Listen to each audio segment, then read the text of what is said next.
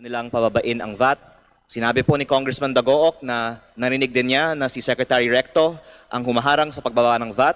Wala naman nagtanggi sa inyo na si Secretary Recto ay tutol sa pagbaba ng VAT. Pero nais kong bigyang diin na tayong lahat ay mga halal na opisyal dito sa Kongreso. Tayo po ay nasa demokrasya at may separation of powers. At hindi po dapat porket may mga miyembro ng kabinete na humaharang sa pagboto sa isang bill na kailangan ng Kongreso sundan ang boses ng isang miyembro ng kabinete over ang boses ng sambayanang Pilipino. Narito din ang aking mga kababayan mula sa Batangas na kasama ko din sa paghihintay araw-araw para sa pag-aproba ng Kongreso ng pagbaba ng VAT. At tulad po ng sinabi ni Congressman Dagook, tila nagiging props lang tayo dito para ipakita na gumagawa ng aksyon ang Kongreso.